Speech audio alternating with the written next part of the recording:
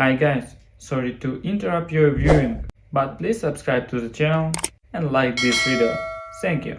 The notification appeared so casually on my screen, an unexpected pop-up from my brother Mike, the kind of thing I normally would have ignored until later, assuming it was some harmless family update, a forwarded meme, or another casual conversation I was too busy to participate in. But something about it felt off. Something in my gut told me to pay attention, and before I could stop myself, I tapped the screen, opening a chat that I should have never seen in the first place. At first, I didn't even understand what I was looking at, just a jumble of messages, casual banter, inside jokes I wasn't a part of. But then my name appeared, again and again, threaded through the conversation like a cruel punchline I wasn't in on. I scrolled up, eyes narrowing as the words started to sink in, a sickening realization creeping over me like a slow, unbearable chill. The ATM just sent more money. I blinked, my stomach twisting, the words sitting there on the screen as if they weren't something completely insulting, as if they weren't reducing me to a machine, to a function, to something less than a person. I swallowed hard, feeling a sharp pressure in my chest as I forced myself to keep reading, to push through the growing nausea, to understand just how deep this betrayal went. She's too stupid to realize we're using her. It felt like a slap, a brutal confirmation of something I had never even let myself consider. I felt the heat rise in my face, my pulse pounding in my ears, my breath catching in my throat as the reality of what I was reading settled into my bones. This wasn't a misunderstanding, wasn't some joke I was misinterpreting, wasn't something I could laugh off and pretend didn't mean what it clearly meant. As long as we keep pretending, she'll keep paying. Every letter of that sentence burned into my mind like a brand, searing, humiliating, impossible to ignore. I stared at the screen, unable to look away, my fingers frozen, my whole body locked in place as the full weight of my own stupidity came crashing down on me all at once. I had spent years of my life sending money home, making sacrifices, working late, skipping vacations, telling myself I was being a good daughter, a supportive sibling, a reliable, responsible adult who took care of her family. I had always assumed that my efforts meant something, that I was doing what any decent person would do, that I was loved for more than just the money I provided. But here it was, in black and white, undeniable proof that to them, I was nothing more than an ATM, a predictable, endless source of cash that they could tap into whenever they wanted. I scrolled further, my throat dry, my heart pounding harder with every message. She's so desperate for our approval, she'll never stop. A thumbs up emoji. A string of laughing faces. A joke about how much I would be willing to pay for one nice Christmas with the family, as if my contributions were nothing more than a running gag, a pathetic little fact that they all knew and kept secret from me. Something inside me snapped. The person I had been just minutes ago, the woman who still believed that love and loyalty could never be bought and sold, was gone. In her place was someone new, someone colder, sharper, someone who wasn't going to let this go unanswered. I wasn't angry. I was furious. I wasn't heartbroken. I was done. I had been a fool, but I wasn't going to be one any longer. I didn't cry, didn't feel the sharp sting of tears welling up in my eyes, didn't let myself sink into that familiar space where disappointment and heartbreak mixed together until I could barely breathe. There had been a time when discovering something like this would have shattered me, a time when I would have begged for an explanation, tried to reason with them, convinced myself that there had to be some kind of misunderstanding, that I wasn't seeing the full picture. But I had seen enough, had read their words, had felt the weight of their cruelty settle over me like a suffocating blanket, and I knew that nothing they could say would ever erase the truth. They weren't going to apologize. They weren't going to admit what they had done. They were going to lie, going to manipulate, going to try and twist the situation in their favor, because that's what people like them always did. They were probably already coming up with their excuses, their carefully crafted sob stories about how I was taking it the wrong way, about how it was just a joke, about how they never meant to hurt me, as if any of that would somehow make it better. But I wasn't that person anymore. I wasn't going to give them the satisfaction of watching me crumble. So instead, I forced a smile onto my face, took a deep breath, and did something that I knew would catch them completely off guard. I played along. I opened my phone, my fingers steady, my mind calm, and I typed out a message so perfectly normal, so painfully routine, that they would never even suspect that I had seen everything. Just sent the usual amount.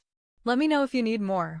I hit send, then sat back and waited, my heart pounding in my chest, not with fear or sadness, but with something cold and calculated, something that felt almost amusing in its quiet intensity, because I already knew how they would respond. And within seconds, the replies started rolling in, as predictable as clockwork, as rehearsed as a bad script in a low-budget play. Thanks, sweetheart. Love you. You're the best, sis. Couldn't do this without you. The hypocrisy was so thick I could practically taste it. I stared at the screen, my eyes flicking over their words, words that I had once believed, words that had once meant something to me, words that now felt like nothing more than a sick joke. How many times had I fallen for this? How many times had I sent money, reassured myself that I was doing the right thing, that I was being a good daughter, a good sister, that I was fulfilling my duty? How many times had I been played? I felt my grip tighten around the phone, my nails pressing into my palm, but I refused to let my anger take over, refused to let them have that much power over me. Because this wasn't about emotions anymore. This was about control. I pretended to be the same person they had always known, pretended to be the desperate, naive, gullible little girl who never questioned why the love she received from them was always conditional, always tied to a transaction, always dependent on what I could provide. I played my part flawlessly, keeping up the routine, keeping up the illusion, smiling at my phone like nothing had changed, even as my mind raced through every possible way I was going to destroy them. Because they had underestimated me. And I was about to make sure they never did it again. The first step was simple, almost too easy, as if they had been expecting it to happen eventually, as if they had always known that one day the well would run dry, that one day the endless flow of money would stop. I just had to stop sending them anything, had to see what happened when the golden goose suddenly decided it wasn't going to lay another egg. But of course, I couldn't make it obvious, couldn't give them the satisfaction of thinking I was angry, couldn't let them know that I had finally woken up to the reality they had been carefully constructing around me for years. So I did what they always did. I lied. I told them there was a delay with my paycheck, a frustrating banking error, a glitch in the system that would take some time to resolve, and immediately, my mother responded with her usual concern, her carefully crafted sympathy, her well-practiced words that had always worked so well on me in the past. Oh no, sweetheart, that sounds so stressful. Just let us know when it's fixed. As if she was really worried. As if she wasn't already assuming that I would find a way to scrape the money together, that I would cut corners, that I would put their needs above my own, that I would do exactly what I had always done, solve their problems at the expense of my own. So I let a few days pass before trying again. This time, I said my car needed urgent repairs, that it had broken down on the highway, that I was struggling to cover the cost, and again, my mother's response came instantly, filled with fake sympathy, drenched in the kind of forced concern that only sounded genuine if you didn't know what she really thought about you. Oh honey, I hope you're okay. These things happen, but at least it's nothing serious. Just let us know when you're back on track. The pattern was obvious. They weren't worried about me. They were worried about when they were getting paid again. So I decided to push things even further. I started asking them for help. At first, I kept it small, kept it reasonable, made it sound like a temporary struggle, a moment of difficulty that wouldn't last long, something that shouldn't have been a problem if they truly cared. Hey, Mom, I'm in a tight spot this month. Could you lend me $200? The silence was immediate. No response. No reassurance. No hasty offer to help the way I had always done for them. Then, finally, an excuse, one that was carefully worded to sound like regret, one that was meant to soften the blow without actually offering anything of value. Oh, honey, I wish we could, but you know we're struggling. Struggling? They weren't struggling when they were buying new furniture. They weren't struggling when they took that vacation last summer. They weren't struggling when they went out to dinner last weekend, posting pictures of their drinks, their laughter, their joy, their perfectly comfortable lives that had been funded by my hard-earned money. I clenched my jaw, forced myself to breathe, to keep my anger under control, because I wasn't done yet, because I needed to see just how far this went, because I needed to prove what I already knew in my gut. So I tried again, this time with Mike, the same brother who had laughed about using me, the same brother who had called me an ATM behind my back, the same brother who had never once hesitated to ask me for money whenever he needed it. Mike, do you think you could cover me just this once? The silence stretched longer this time. Then, finally, another excuse, one that sounded almost rehearsed, one that I could already predict before the message even fully loaded on my screen. Sis, things are really tight right now, maybe next month? Maybe next month. The moment I stopped being useful, they stopped pretending to care. And that's when I knew my plan was working. The first step had been cutting them off financially, making sure that they had no access to my money, ensuring that no single dollar of my hard-earned income would ever find its way into their hands again. But that wasn't enough, not after everything I had seen, not after reading their words, not after realizing just how much they had taken from me, not just money, but years of my life, my trust, my belief that family was something unbreakable. I wanted them to feel the weight of their actions, to understand what it meant to lose everything overnight, to experience the same kind of gut-wrenching betrayal that had left me staring at my phone in numb disbelief just days before. I started with the joint accounts, the ones they had sweet-talked me into opening, the ones that made it so easy for them to dip into my savings whenever they needed something extra. The ones that allowed them to take and take and take without ever giving a second thought to the person actually funding their lifestyle. It took less than 20 minutes to drain them completely, moving every cent into a separate account that bore only my name, one that no one but me could access. Then, with a few swift phone calls and a trip to my bank, I had my name removed from every shared financial obligation, every loan, every bill, every lingering tie that might have left me on the hook for their reckless spending. They had expected me to be their safety net, their bottomless well of generosity, the one they could always count on to fix their problems. They had laughed behind my back, assumed I was too desperate for their love to ever see them for who they truly were, believed I would never dare to walk away. But I wasn't just walking away. I was making sure they sank without me.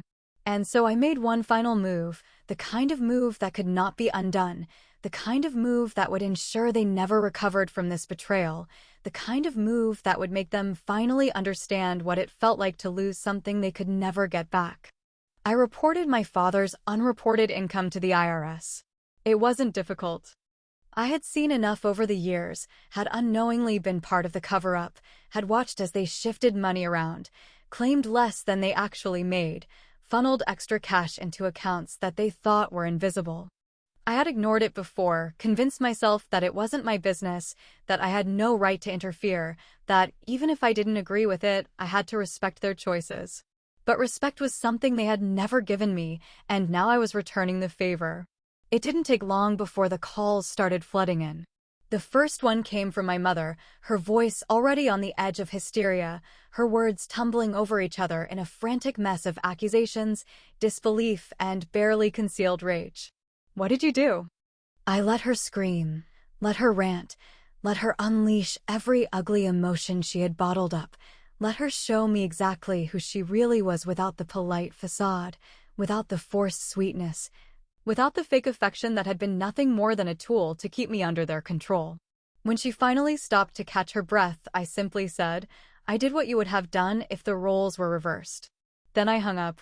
The next call came from Mike, his tone sharper, angrier, less panicked, and more accusatory, as if he actually believed that guilt-tripping me would somehow fix this, as if he thought I was still the same gullible idiot who had once believed his words meant something.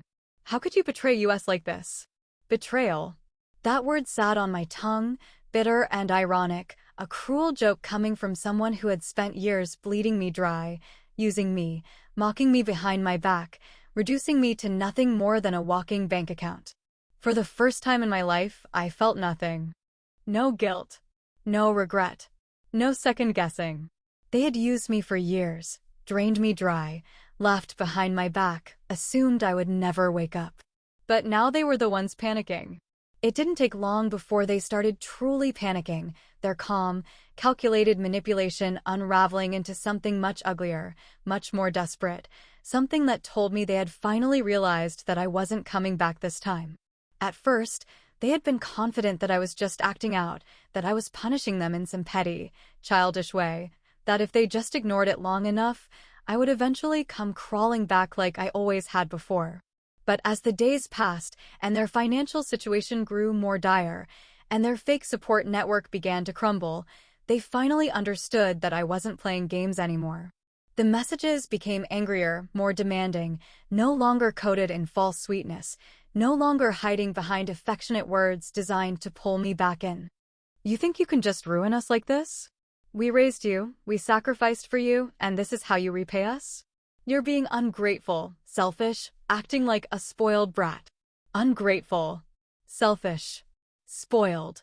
It was almost laughable, the way they twisted reality, the way they convinced themselves that they had given me something worth repaying, that I had somehow taken more than I had given, that they were the victims in all of this, as if I had been the one using them instead of the other way around. I could see them now, pacing around their house, their voices raised, their tempers flaring, snapping at each other as they scrambled to find a solution that didn't exist, looking for a way to undo the damage they had brought upon themselves. And Mike, of course, wasn't far behind, his own messages following the same familiar pattern, shifting between guilt-tripping, pleading, and outright threats, as if he didn't even know which approach was supposed to work on me anymore. Mom is losing it, Dad is furious, you need to fix this.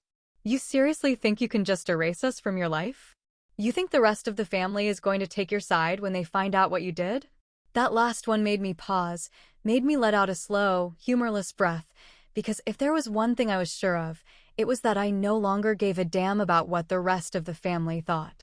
That was the difference between me and them. I had spent years trying to earn love, trying to be the responsible one, the provider, the daughter who never asked for anything in return. But they only cared about appearances, about the image they projected, about how things looked to other people, about making sure that no matter what they did behind closed doors, they could still play the part of a respectable, loving family whenever someone else was watching. So I let the messages sit there, ignored and unanswered, let them feel what it was like to be met with silence, let them sit in their own mess with no one left to clean it up. Then, finally, the phone calls started. At first, I refused to pick up, letting them go straight to voicemail, letting them leave messages that only grew more unhinged with every passing hour. But after the fifth missed call, I decided to give myself a little bit of entertainment. I picked up. The second I answered, my mother's voice burst through the speaker, frantic and trembling, a mixture of panic and barely contained rage, her breath ragged as if she had been crying or screaming or both before dialing my number. What the hell is wrong with you?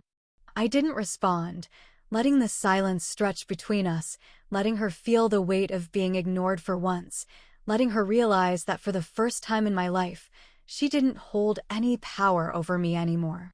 She exhaled sharply, as if trying to regain control, as if trying to compose herself, but I could hear the edge in her voice, the way she was barely holding it together, the way she had finally realized that I wasn't afraid of her anymore. You've made your point, all right? You're mad. We get it. But this? This is too far and you know it. Too far. Not the years of manipulation. Not the constant lies. Not the way they had used me like a disposable ATM. No, none of that had been too far.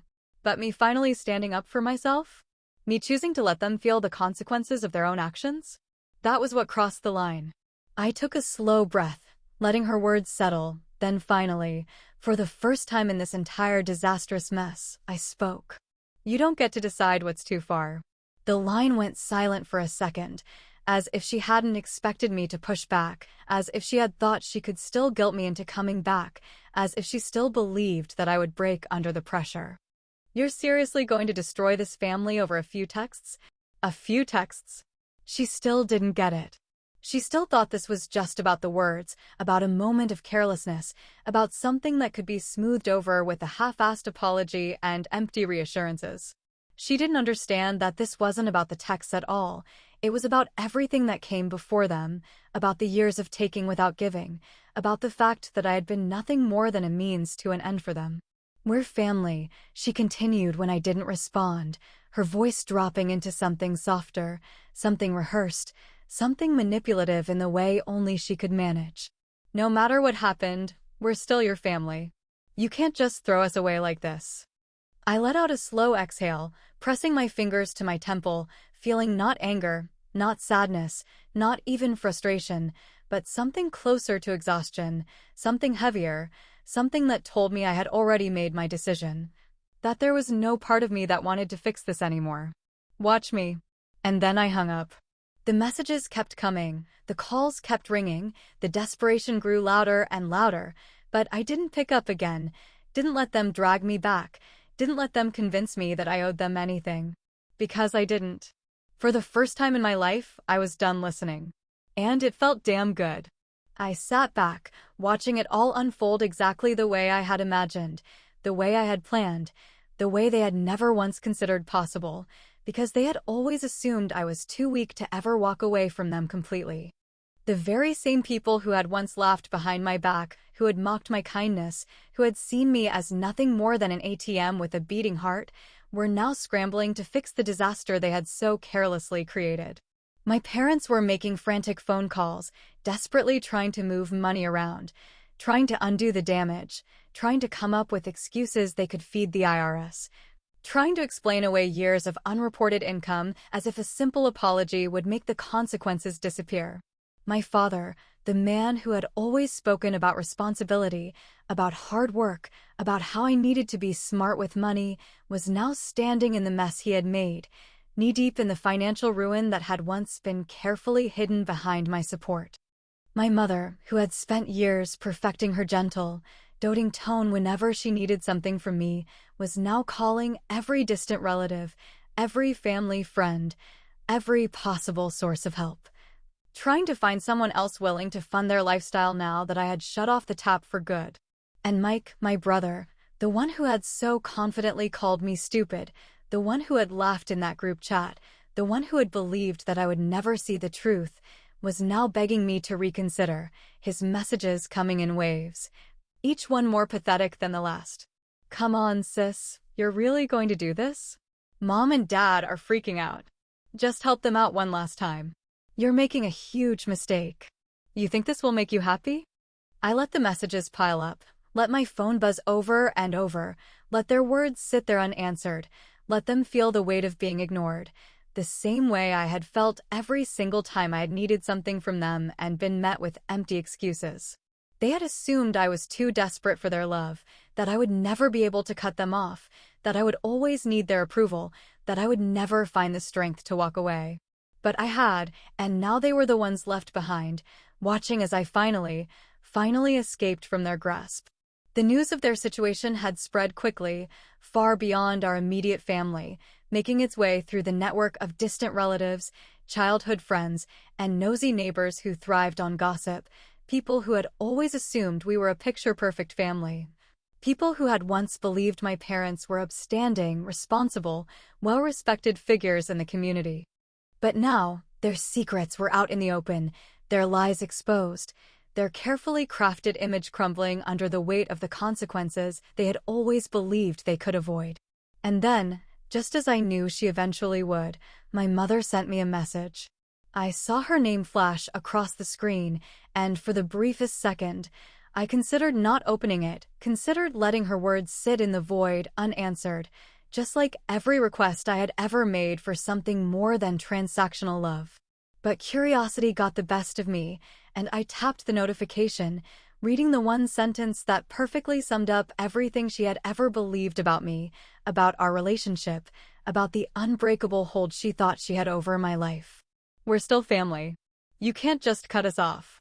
Even now, even after everything, even when their entire world was falling apart, she still believed I owed them something, still thought that the simple fact of shared blood was enough to erase what they had done. still assumed that I would always be too weak to choose myself over them. I exhaled slowly, let the moment settle, let the sheer audacity of her words roll over me, and then, for the first time in a long time, I felt something that had always seemed impossible. Relief. I smiled, a real, genuine smile, one that came not from revenge, not from anger, not from some burning need to prove a point, but from something deeper, something quieter, something final. I typed out a message, the last one I would ever send to her, the last words I would ever give to a family that had never seen me as anything more than a bank account, the last thing they would ever hear from me before I disappeared from their lives for good. Completely understand. And then I blocked her number. For the first time in my life, I was free.